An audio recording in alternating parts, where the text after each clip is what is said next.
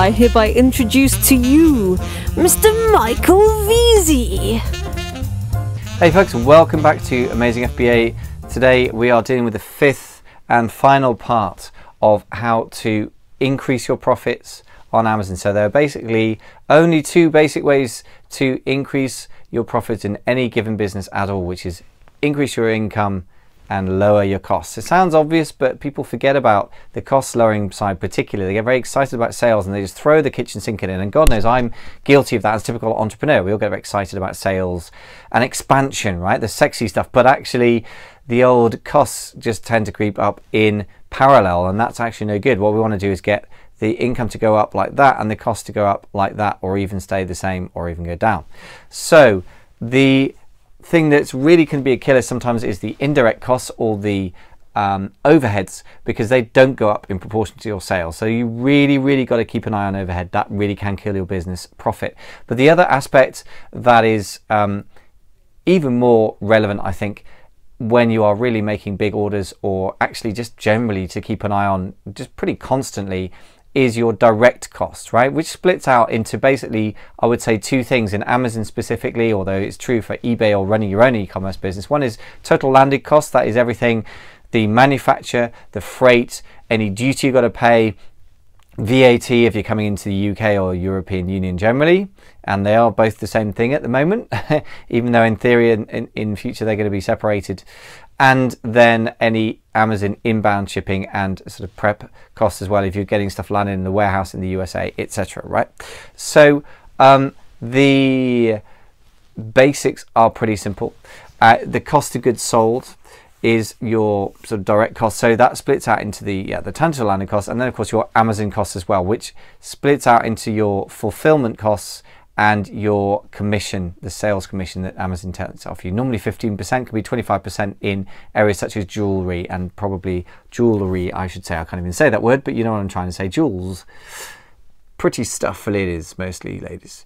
So here's a few ideas of how you can reduce your direct costs, and this is stuff that you should be constantly working on, really. Each time you reorder something or get a new shipment, I've just got a little list here. First of all, your cost of goods sold, your cost per unit. How can you reduce that? Well, you can negotiate, and negotiating well is one of the important skills that people often get worried about. If that's something you really struggle with, that is something I offer specific help with via the Clarity system, clarity.fm. If you just go to the website, amazingfba.com, you will find on various places, call Michael, and you can actually call me directly for a little bit of one-off help there. I generally don't do one-off calls, but I will do a short amount of stuff via Clarity. It's not cheap. It's $2 per minute. If you want to get better value, you're probably going to need to work with me as a mentee on my mentoring program or with the mastermind, and you can find out more about those at the blog as well. So negotiation, really important skill.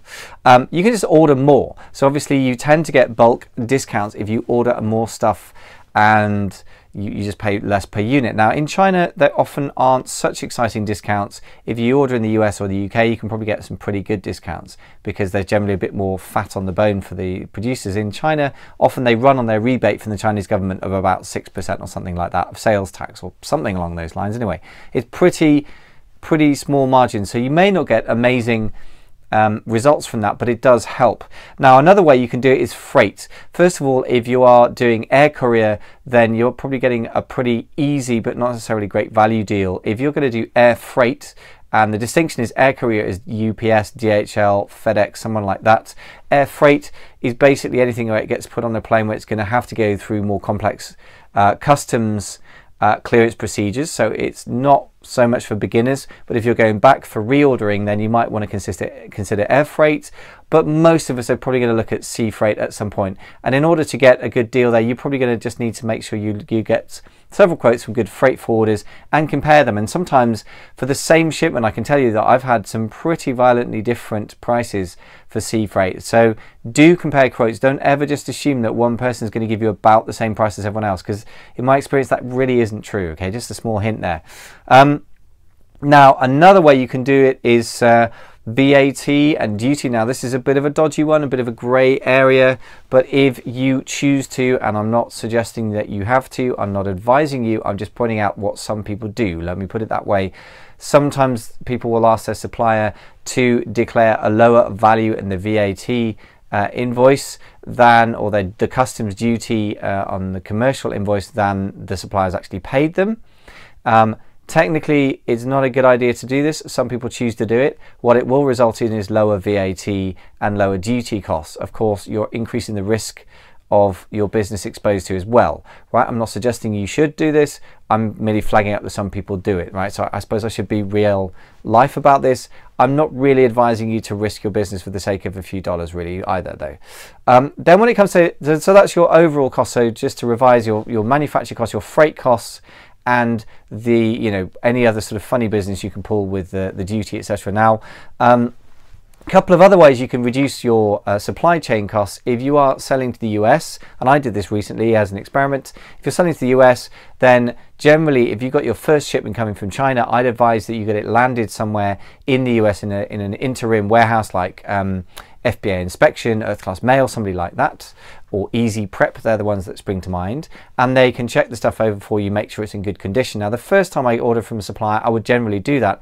I've got one supplier I've ordered products from for a couple of years, so I know, you know, for better or for worse, what they do. So I got them packaged up very carefully and got them sent directly to Amazon, and that actually worked fine. Now, people do freak out about that and advise against it. Some people who I really respect, like Manuel Bekvar, do it, and once again, the power of a mastermind, guys. It was finally a member of a mastermind that I'm a member of who said, yeah, I do that all the time, why would I do it any other way, who persuaded me to go ahead and do that, and it's worked out fine. So I had 1,200 units, not a huge order, but it's substantial enough that it went wrong. It would, in my case anyway, represent a risk of about $6,000 worth of inventory. So that was, for me, you know, a big enough risk to be a proper experiment. It wasn't just playing with it, and that worked fine. So that's one way you can simply cut costs, by just cutting that part of your supply chain out. And if you can cut something out safely and reliably and not affect product quality, then that is really the best way to possibly do something.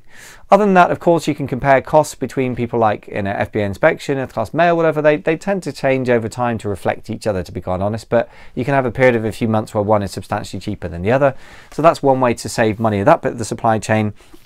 Then, of course, once things get to Amazon, and you can't really control things once they've got to Amazon, but you can see that coming as part of your product selection process, both the sort of niche you're looking at and the actual physical exact design product that you choose to go with. And what I mean is things like the if you choose to go into jewelry, you're going to pay 25% commission. If you're in most categories, you're going to pay 15% commission. So there's a price difference right up front that may or may not push you towards, or, you know, away from certain types of categories. But more importantly than that, if you want to change the commission, I suppose you can say the same, change the sales price. If you reduce your price, you will reduce the commission, but you're going to decrease the income as well. So that's not really a profit maximization strategy.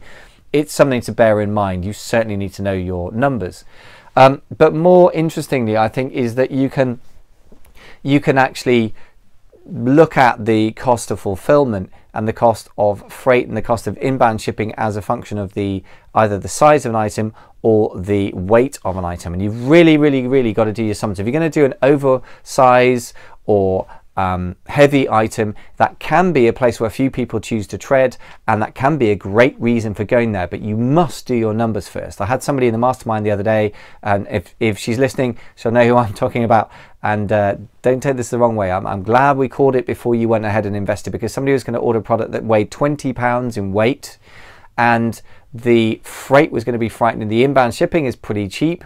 If you go to the USA, it's only 50 cents a pound of weight, but even then that's $10, right? And that's the cheapest part of the process. And then the Amazon fulfillment fees were going to be pretty astronomical. And when we crunched the numbers, although there was an excitingly high sales price and the sales volume was okay, the actual profit just looked pretty thin or non-existent. And when you're going to risk the amount of money that you're going to risk when you're freighting really expensive, heavy products around, it wasn't going to be worth it. So I would say that one of the simplest ways to reduce your costs is to keep something small and light. Having said that, of course, that doesn't tie in with the competitive advantage thing if everyone else is doing it, right? But this is not a general sort of mini series. It's very much focused on profit maximization, and that is not the only part in business that you need to think about, okay? Nevertheless, if all things being equal, if you can get your direct costs down, every time you make a sale, you make more profit. It's as simple as that, right? So that's a really powerful thing. To put it the other way, if you don't get your direct costs under control, if your break-even point is, say, and I've had this, I have to confess, if your break-even point is, say, $10 and you're only selling the product for $9, you're losing money every single sale. So don't assume that you're making any profit. And the last thing to say is that if you're not measuring all this stuff, which is a whole different discussion, but if you're not measuring your key performance indicators, and the profit's got to be number one, the gross profit and the net profit. So in other words, the profit per item without taking overheads into account, and the net profit of your business after you take the overheads into account. If you're not measuring those, you're driving blind and you just don't know where you're at. Now that is the most risky situation of all. So the final thing I'm going to say on this stuff, just to wrap up, only two ways to increase profit. One is, come on guys, say it with me because you know what it is, increase your income and, correct, decrease costs. There's only three ways to increase your income. What are they, guys? Come on, say it with me. More customers, average order value increase, average order frequency increase. There's only two ways to decrease costs, and that is to decrease the, come on guys, I'm not hearing you. Maybe it's the internet is a bit quiet today. I'm going to decrease the direct costs, which we've been talking about today, and the indirect costs or the overheads, right? So that is it. There is no other way to improve your profit. Now, there's a broad brush statements within which you can find lots and lots of ways to do. But if you just ask yourself the question once a month, how can I increase the number of customers I get? How can I increase the average order value? How can I increase the average order frequency? And you just ask yourself the question, can I decrease this direct cost in some way? How? Like negotiate or get a better deal or shop around more for freight or whatever it is. How can I reduce my overheads? Do I really need this bit of software? Do I really need this particular service? Do I need to keep giving my bookkeeper jobs to look at a bunch of stuff which neither helps my management accounting, i.e. do I know where I'm at with my numbers, nor helps my tax accounting, right? If it doesn't serve a purpose, question it. If you really don't have a good answer for why you got something, maybe you need to cull it. So that is my conclusion of this little 5-part series on how to increase your profit on any business. Really, there's a broad business principles. They apply very much to Amazon businesses, but they apply to anything else as well. Hope you found this valuable. If you do, put a comment below. If you're watching a YouTube video, if you're listening to the podcast, then if you could get yourself over to iTunes and leave us a review, that would be amazing. Really would be appreciate that. If you're on the blog amazingfba.com, this is episode 119, amazingly to me. So if you want to find the show notes, it's on amazingfba.com/119, 119. And other than that, guys, it just remains for me to say, be a pleasure to see you at the Facebook group, amazingfba.com/FBF as in face, B as in book, or at a mastermind meeting if you want to go there, amazingfba.com/mastermind. If you're considering mentoring, you can check that out at the blog as well. But that's a pretty serious commitment. It's quite major expense for the mentees, and so it should be, because it's very intensive work from me, and I will only take on those who I really believe have a great chance of success, and then they're going to have to jump through a couple of hoops to prove that to me, including making a written application. If that interests you, it's all over at the blog, guys, amazingfba.com, and it's been a pleasure to take you through this and revisit this stuff. It's really good for me to remember this stuff. I say this stuff out loud. I know it. I've known it for a while, and yet I need to make sure that I apply it to my own business. So you've got some knowledge, guys. Now you've got to turn that knowledge into action, and that will turn into money in your pocket, which has got to be the best possible reward for action that you can have. Thanks, guys. Speak to you in the next show.